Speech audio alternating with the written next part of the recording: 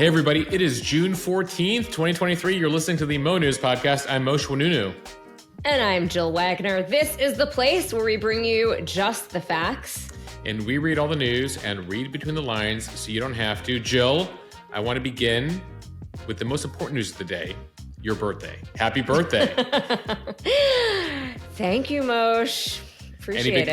Any big plans tonight? Well, if anybody listened to the podcast yesterday, at least until the end, they would have heard my daughter mention that she is graduating from preschool today. I think I'll probably just do what I've done for the past couple of years, which is buy my own birthday cake and bring it home. Mike, what is happening? Mike, he's not involved in this?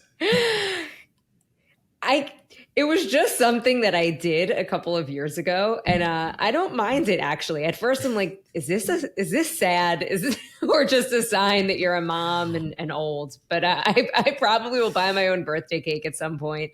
And I think, actually, my husband and I and Alex are going to maybe do an early dinner somewhere. And then over the weekend, I might do a proper celebration at one of my favorite spots out here, which is just sort of a food truck on the water, live music. Lots of fun. I think with a Wednesday birthday this year, I fully endorse a very long birthday weekend, Jill, a 5-day birthday. Much deserved. By the way, we should note you share this day with Flag Day, so a national holiday. That isn't where I thought you were going with that, well, by the way. You wait for it, Jill, because I'm going to help us go to our lead story of the day, because someone else is celebrating a big birthday today after quite an eventful day yesterday. Donald Trump turned 77 today. That's right. Happy birthday to the former president. And that does take us to our top story. So let's get to some headlines. History in the making. Former President Trump arraigned in federal court in Miami on 37 counts. What we know about what happened in court and what comes next. On to the economy. Some good news when it comes to inflation, but certain things like eating at restaurants and paying rent, not getting better. And on that note, how much money do you need in order to consider yourself wealthy? A new survey has that number, and it's got 7 digits, in case you're wondering. Companies getting tougher when it comes to return to office, but many workers still not having it. And restaurateurs say Tuesday is the new Friday. We'll explain. Plus, the Beatles are set to put out a new song with the help of artificial intelligence. And Moshe has on this day in history. Jill, speaking of legendary musicians, today is a big day in Aretha Franklin musical history. R-E-S-P-E-C-T. I'll stop you there, though. It actually is a big day, Jill, for a couple of her other hits, which we'll get into. Okay, so you weren't stopping me because of the bad singing. I just had the wrong song. For historical accuracy purposes, I stopped you there. All right, I respect that. All right, let's get to our top story. Let's start with the historic arraignment of former President Trump in Miami. He pleaded not guilty to 37 federal charges that he broke the law by keeping and hiding top secret classified documents in his Florida home, and then obstructing and lying to government officials who tried to get them back. Okay, no cameras or audio recordings were allowed in the courtroom. Trump's lawyer said in court, quote, "We most certainly enter a plea of not guilty." About 15 minutes after arriving at the courthouse, U.S. Marshals processed Trump, which included taking his fingerprints. They did it with a digital scanner, not a traditional fingerprint. There was no mugshot, no handcuffs used. He was then escorted into the courtroom. One of the reporters for CNN who was in the courtroom said that Trump sat with his arms crossed, kind of slumped over with a scowl on his face. She said it was one of the quietest courtrooms that she's ever been in. Now, Tuesday's hearing was overseen by Magistrate Judge Jonathan Goodman.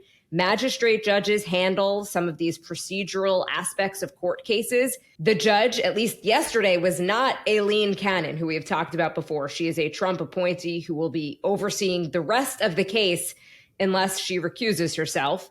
Now, Trump was released without any restrictions. He didn't have to turn over a passport, but the judge did make a decision that the prosecution is going to have to create a list of potential witnesses that Trump will not be able to talk to about the details of this case. And it could be a long list just because of how many people work at Mar-a-Lago and could have potentially witnessed something related to the classified documents. The judge already ordered Trump not to discuss the case with his co-defendant. Walt Nada, a personal aide. Nada also appeared before a judge today. He did not enter a plea, though, because he doesn't have local legal counsel yet. Now, he served in the White House before and during Trump's presidency and then followed Trump to Mar-a-Lago.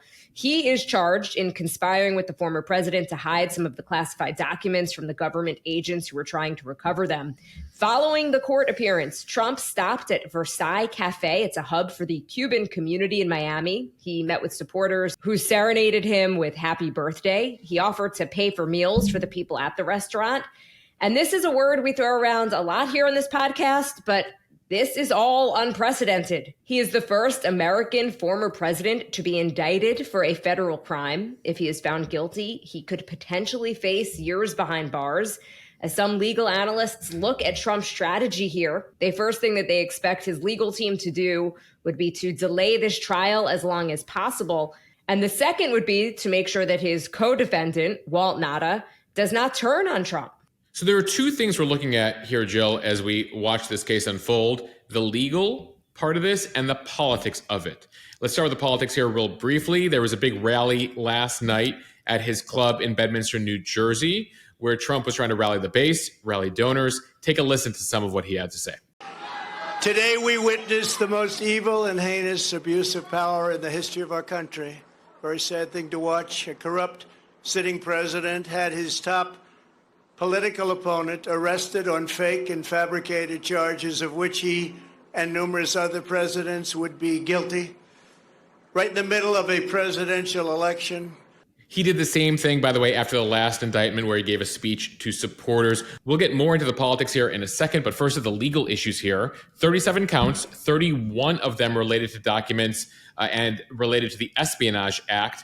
It's all detailed in that 49-page indictment that we've discussed here, color photographs alleging that the former president held on to documents like nuclear plans, potential U.S. military vulnerabilities, and plans for U.S. retaliation in the event of an attack. The indictment alleges that he knew that he was retaining documents that he should not have had access to, shared them with others without security clearances. And then this is key, that he directed his staff and his lawyers to help him evade the government that was trying to get them back. Former prosecutors have said the government here has a very compelling case. His one-time Attorney General, Bill Barr, has called this very, very damning.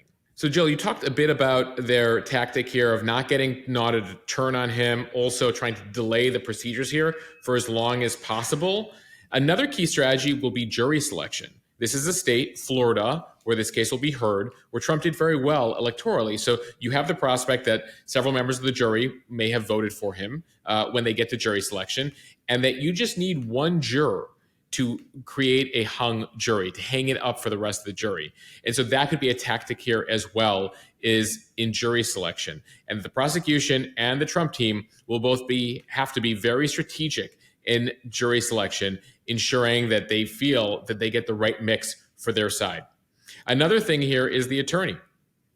But before we get to all of that, an attorney will be key here. Right now, Trump has a couple attorneys defending him, but he needs a criminal defense lawyer in Florida with experience in national security law. He's had trouble. He's been auditioning attorneys for the past couple of weeks here. They've been trying to nail them down. They've been turned down several times, according to the Wall Street Journal. Part of the issue, Trump's record with his own lawyers, who at times end up in their own legal trouble and are sometimes forced to serve as witnesses against him. We're going to see it in this case here. The former president also has a reputation for not always following their legal advice, not paying his bills, including his legal bills. So once he gets an attorney, it'll all be about procedural motions to delay this for as long as possible. Ideally, he thinks he can get this pushed back until after the November 2024 election.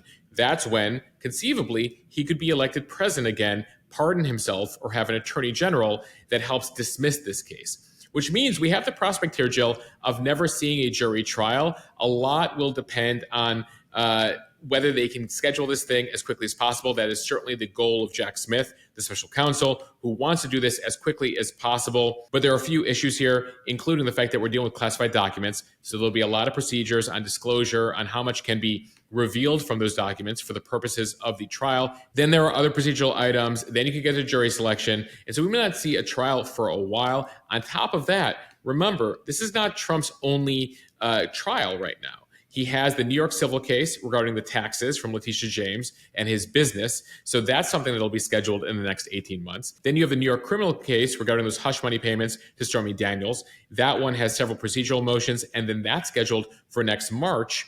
And so you have to somehow then fit this trial in between those. And I'm not done yet, because he's also under investigation in Georgia over election interference in Georgia, where he could be indicted later this summer. And then Jack Smith is not done yet. He has a separate investigation into January 6th and whether Trump was involved in any criminal actions related to January 6th. So there are a lot of legal issues here that could hang up and make it difficult for Jack Smith in this case to pursue this trial as quickly as possible. When you talk about the potential jury pool and the fact that you only need one jury to find him not guilty, and then you'd have this hung jury, just look at the difference between the crowd that you saw at this hearing today in Miami. There were hundreds of people. Then he went to that cafe where he greeted tons of supporters versus his arraignment in New York, when, according to our own Mo News reports, there was basically nobody there. It was mostly just reporters waiting for supporters or protesters to show up, but there really weren't any there. And so just in watching coverage today, one of the legal analysts that I was watching said, this is the jury pool in Miami. These are the people that they're going to be choosing from to sit on this jury and make the determination about his guilt. Yeah, it'll be very interesting to watch. And as you know, Jill, this is a much more supportive part of the country for him than New York, or frankly, if this case had been tried in D.C. But the prosecution, it's believed, is trying it here as to prevent another way that he could have delayed the case by trying to move it from D.C. to New York. And it gets us to the politics here, which is his support, his base of support. He's doing this right now. He's facing all these cases amid a Republican primary, where he's just trying to become the Republican nominee again for president and then run in a general election. The field right now is pretty split in terms of how to handle this. You have the long shots, Asa Hutchinson, Chris Christie, saying he should drop out. Trump doesn't deserve to be in office anymore, being hypercritical of Donald Trump. Then you have the hedgers. That's like Nikki Haley. She's been going after and being critical of the political prosecution, which she calls a very political prosecution. At the same time, she's making a point of saying Trump having documents like nuclear codes and war plans and sharing them like he did and storing them in the bathroom and the ballroom of his club put our military and intelligence agents at risk. So that's sort of the twofer, right? We're going to go after the politics of this, but we're also going to slam Trump a little bit. And then you have a few of the other candidates, including the main contender against him right now, if you look at the polls, Ron DeSantis, who have been getting right behind Donald Trump and just saying, this is politics, this is unfair, they should have gone after Hillary, but they're going after him, et cetera, et cetera. You then have the long shot bid by Vivek Ramaswamy. The only reason I bring him up, Jill, because he's like at less than 1% of the polls, is that he actually gave a press conference outside the courthouse on Tuesday and called on all his other contenders, all the fellow Republicans and frankly Democrats, to all promise to pardon Donald Trump if they're elected as president. You can imagine this will be an issue through the primary in that August 23rd debate. I imagine one of the anchors will go around on the podium and ask each of the candidates if they will pardon Trump. And so expect that to be an issue here. Again, Ramaswamy saying, obviously I would want Trump out of the race because I want to be president too, but I feel like this is unfair. So it's very interesting to see how his fellow Republicans right now, acknowledging that the majority of the Republican base continues to support Trump amid not one indictment, but two indictments, are still being, most of them, pretty careful about what they say here. I do think, Moshe, that it is interesting to note when it comes to Nikki Haley, when we first found out that Trump was being indicted, she was kind of backing him a little bit and showing him his support. But when the actual indictment came out and we read what the charges were and saw some of the evidence and learned what was in some of those classified documents that he was allegedly holding, she started to sing a different tune. And one of the reasons is that she said her husband is in the military. And this is the type of information that could put him at risk when he's deployed. And I think that that's what you're seeing in terms of the split between the Republican Party. Some of the Republicans who have military experience seem to be a little bit more outraged by this. It's interesting, actually. DeSantis has military experience. He served in Iraq, and he noted in one comment in the past few days that if he had even one of these documents, he would have been court-martialed for it. But that notwithstanding, has continued to remain supportive backing Trump here, because he knows he's going after the same base, right? Nikki Haley is going after a different type of Republican primary voter than Ron DeSantis is. Ron DeSantis needs to steal as many Trump people as he can because he's coming at him from the right. And so that's notable here as you watch the politics of this unfold. The big thing I'm really watching in the coming days, Jill, is the polling on this. There was a snap poll by ABC over the weekend after the indictment was first unsealed that did show, not surprisingly, vast majority of Democrats, majority of independents believing that this is a bad thing and backing up this indictment, but still Republicans standing by him. Now, of course, that was in the first 48 hours after it was unsealed. You can imagine it was a weekend.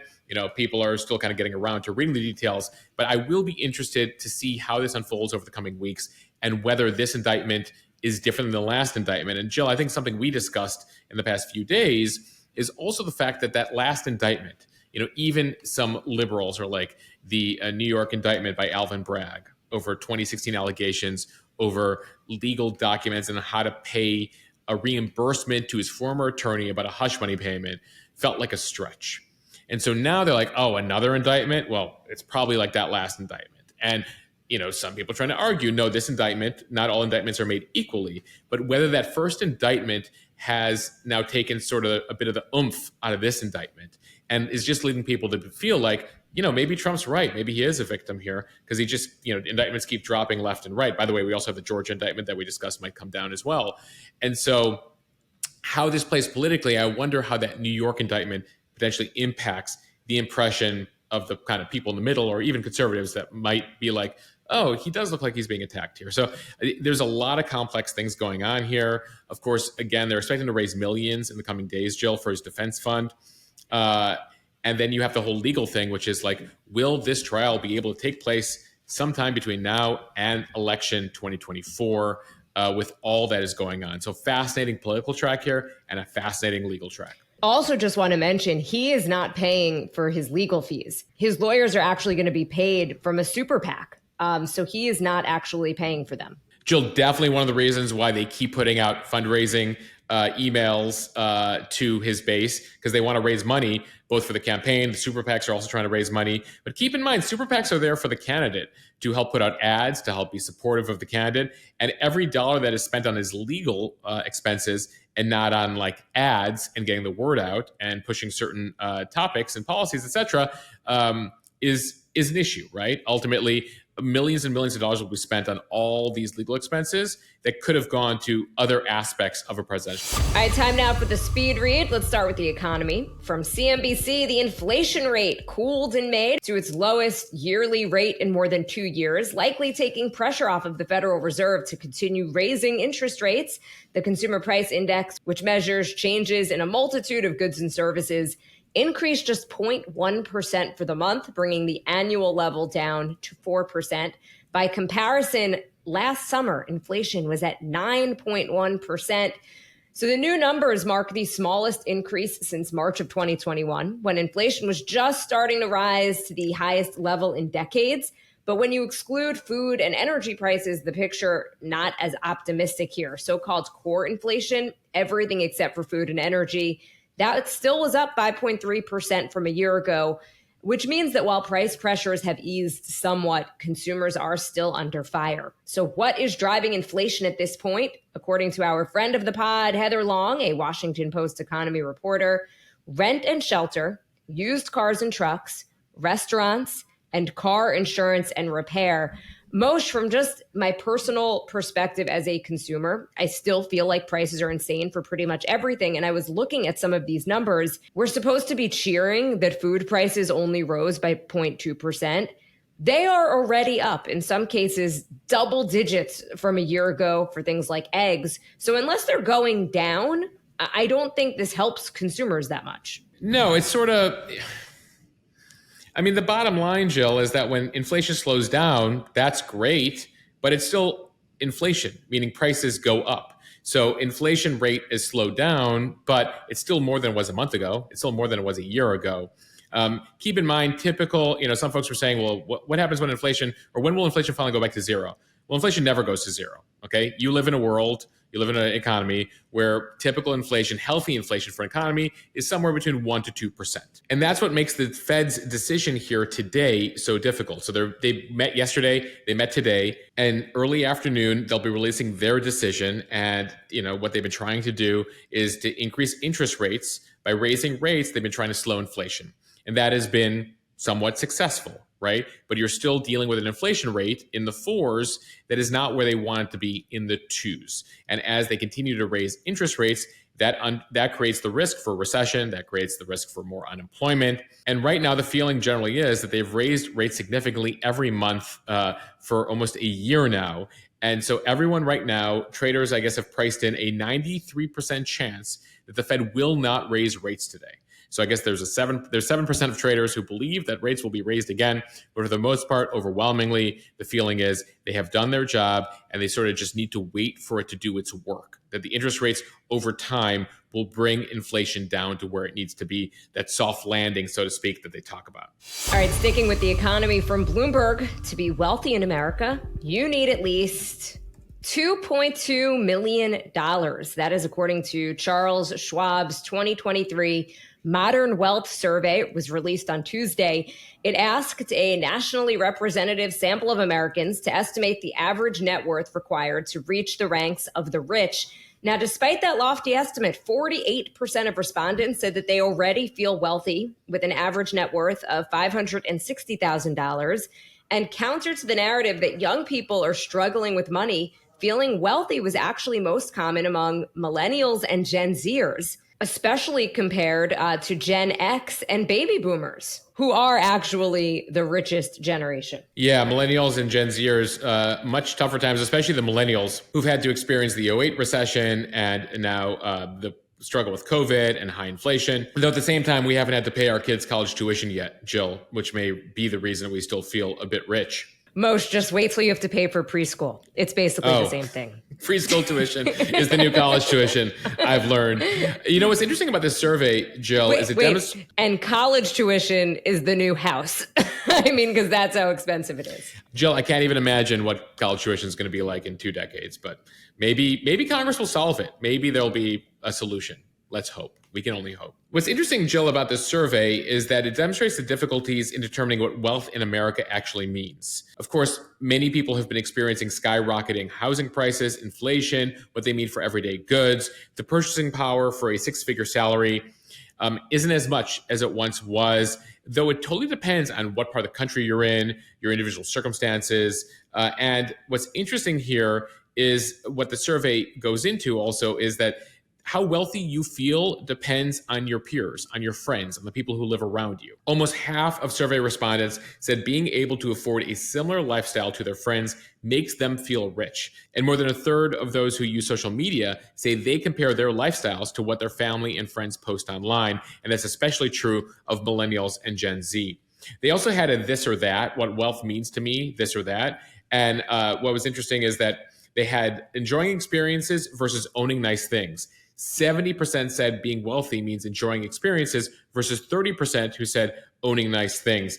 And this Schwab survey, I think, is fascinating. We'll post a bit of it over on the Instagram account. And wealth goes beyond net worth for many Americans. Nearly 2/3 of those in the survey said that having healthy relationships with their loved ones means more than money. And 70% said that wealth is more about not having to worry about money than having a large bank account. From Axios, the push to get employees into the office on a hybrid schedule is getting more aggressive. As the labor market softens, especially in tech, more employers are insisting on in-person attendance. Tech companies were once outspoken remote work boosters, but that changed after big layoffs, swinging the balance of power back to management. There's less fear now of upsetting employees, and as more companies announce official hybrid schedules, they need ways to enforce their policies. In a company-wide email last week, Google's chief people officer told staff that office attendance will be considered in performance reviews. Google asked employees to come in 3 days a week back in April. Many initially just ignored the request. A law firm called Davis Polk and the banking giant JP Morgan Chase also consider in-office attendance as a component of performance reviews. Lyft has started to require that employees go into the office more often. And Salesforce has an interesting strategy, telling workers that it will donate $10 to a local charity for each day that they come to work from June 12th to June 23rd. I feel like what's next? Just getting down on their knees and begging that employees come back into the office? Jill, there's been talk that, what we saw in COVID was a permanent shift and people got used to working from home.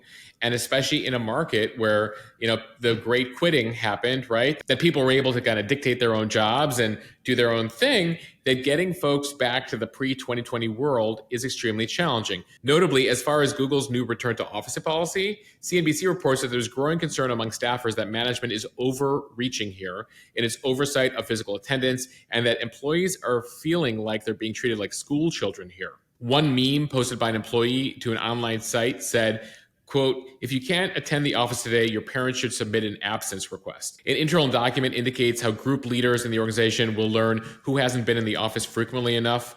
On Friday, YouTube, which is also owned by Google, held its own all-hands meeting with employees about the office policy update.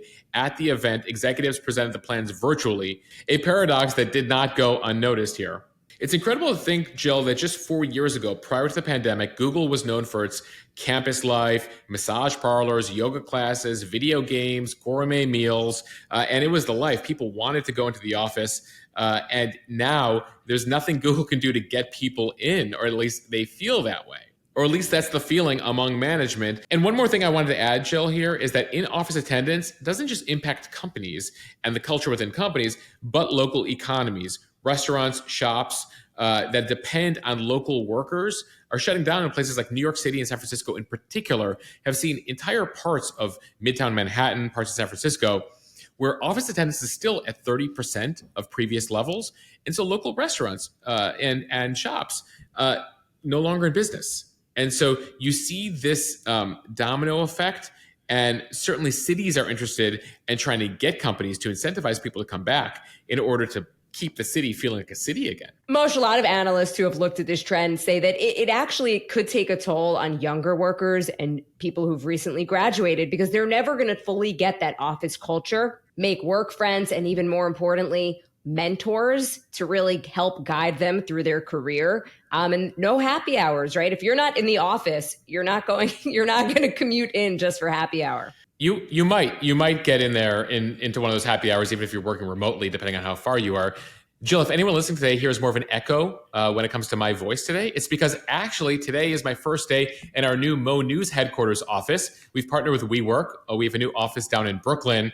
So I myself, as we discuss this story, now go into the office. Our Instagram producer, Emily, also in the office. We will be getting some soundproofing in here, again, if you hear the echo. And for those of you with really keen sense of hearing, there's a subway track outside the window. So you might hear a little rumble once in a while as I'm recording this. I will look for your email mandating in-office work, Moshe. I'll look Jill, forward to that. Jill, we're conveniently located just off the New York City subway. So I look forward to having you in here. Okay, speaking of all of the people right now who are working from home or doing hybrid schedules, it leads us to our next story from the New York Post. Forget Friday night. Tuesday is when New Yorkers go out and get boozy all around the city. Restaurateurs and diners are reporting a seismic shift in the vibe on Tuesday. So what used to be a night that you could easily slide into popular places with no prior booking has now become a coveted slot with so many people working from home at least part of the week and often spending Friday through Monday out east or upstate. Restaurants are now eerily quiet on the weekends, but by Tuesday, people are back in the city, back at work, and ready to go out.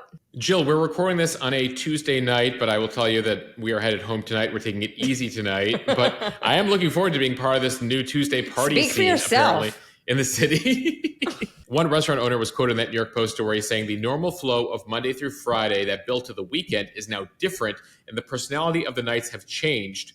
Tuesday has become not just a night to have dinner, but a real night out. One restaurant in Midtown called Monterey says diners are consuming 20% more wine on Tuesdays than on Fridays and double the amount of martinis. I guess, Jill, we've discovered the reason in this story why so many people want to work from home. They're hungover. Okay, and from the BBC, Paul McCartney says that he has employed artificial intelligence to help create what he calls the final Beatles record. He told BBC Radio that the technology has been used to extricate John Lennon's voice from an old demo so that he could complete the song. He said, "We just finished it up and it will be released this year." McCartney didn't name the song, but it is likely to be a 1978 Lennon composition called Now and Then. It had already been considered as a possible reunion song for the Beatles in 1995 as they were compiling their career-spanning anthology series. Yeah, McCartney had received a demo a year earlier from Lennon's widow, Yoko Ono. It was one of several songs on a cassette that John had labeled For Paul that he made shortly before his death in 1980. The tracks were largely recorded on a boombox as the musician sat at a piano in his New York City apartment. McCartney later claimed that George Harrison refused to work on the song, saying the sound quality of Lennon's voice on that tape was, quote, rubbish. And McCartney said the Beatles were a democracy, and so he did not record it at that moment. But now, through AI, they have been able to take John's voice from that tape and get it pure, take away the background noise, and just isolate the vocals. When asked about AI in general, McCartney said, all of it is kind of scary, but it's also exciting because it's the future. So there you have an optimistic take on AI from the one and only Paul McCartney. Nah, still not buying it. I still think AI is going to kill us all. We'll wait on the song, Jill. It might have all been worth it to be able to isolate these John Lennon vocals. All right, now for On This Day in History on this June 14th. On this day in 1777, Jill, the Continental Congress approved the Stars and Stripes as the first national flag of the U.S., hence why we celebrate it as Flag Day. Fast forward to the 20th century, on this day in 1954, President Eisenhower signed an order adding the words, quote, under God to the Pledge of Allegiance. Many people actually find this surprising, Jill, that it wasn't until the 1950s that we said one nation under God. It was actually done during the Red Scare, as we were facing off against the Soviets, the communists, to distinguish the U.S. from the communists and reinforce that the U.S. believed in God. All right, a little sports history close to my heart, Jill. On this day in 1998, June 14th, the Bulls defeated the Utah Jazz in Game 6 to clinch their 6th NBA championship, capping off an incredible run. If you haven't seen it already, it was out during the pandemic, but The Last Dance on Netflix captures this run really amazingly. I was going to say that same thing. Even if you don't like sports, I think it's hard not to enjoy that series. Well, that's good to know because I'm like a Chicago-born kid who had a poster of Michael Jordan on his wall and got to watch that in the 90s. But the run and that group of characters and athletes really does kind of go beyond sports. And finally now, music history, as we teased at the top, Aretha Franklin released her album Aretha Now 55 years ago today, June 14th, 1968. Jill, her powerful vocals, really incredible. She, of course, that's Think. Also, this album included I Say a Little Prayer, written by the famous Burt Bacharach, who we lost recently, unfortunately. But Aretha Franklin, just incredible. And as I think about Think, anyone who's seen the Blues Brothers, her performance of Think in the Blues Brothers, awesome. I was actually thinking about, for Say a Little Prayer, that it had somewhat of a resurgence from My Best Friend's Wedding, from that movie with Julia Roberts. Jill, I have to admit, I have not seen My Best Friend's Wedding.